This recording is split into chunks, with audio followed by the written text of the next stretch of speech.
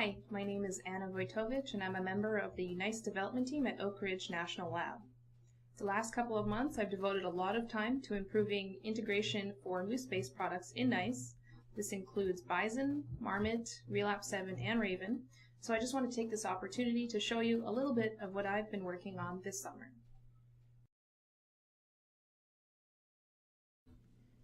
The first module in NiCE is called our Moose Model Builder, and it's intended for defining a problem and generating input files.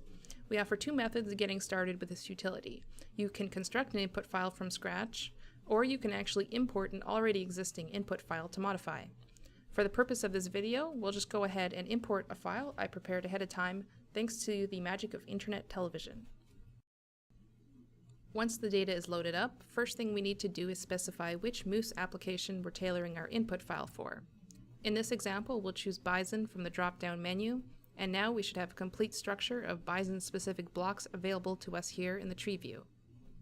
As we expand each node, we can see any subblocks specified in the input file have also been loaded, and any pertinent parameter data will be displayed in what we call the Properties view.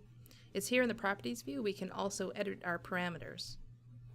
Of course, we can also add more blocks to our structure by selecting a parent node, clicking the green Add Child button, and specifying which subblock we'd like to add. From here, we can fill in any parameter data or rename the new subblock as well. Similarly, blocks can be deleted by highlighting them and clicking the red X button at the top.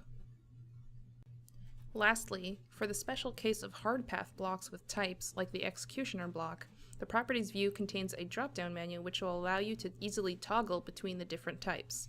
As you do this, you'll notice the set of executioner and type parameters actually merge and change to reflect the currently set type.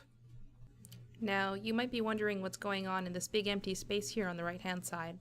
This is real estate we've set aside for a 3D Bison mesh editor that we're currently working on, although it isn't quite ready for production yet.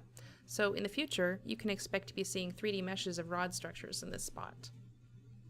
Once we're done constructing our input data, check off any blocks that you'd like to be written to the file. Any blocks not selected will be omitted from the final product. We specify the file name here at the top, save our work by clicking on the floppy disk button, and then select the Write Moose File process action and click Go. The input file will be generated in your default NiCE workspace. If you want, you can double check your work by opening and reviewing the file before we go on to the next step.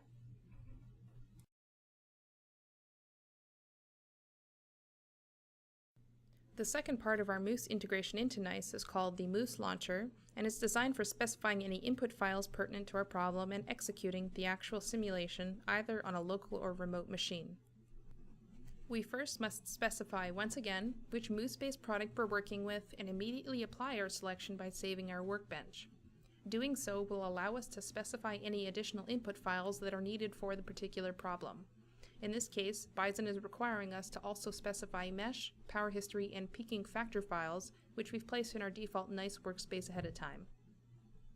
Here on the right, we can also utilize parallel execution at this point if we choose to.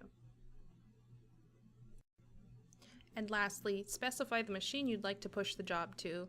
We save our work one last time, select the Launch the Job process action, and click Go.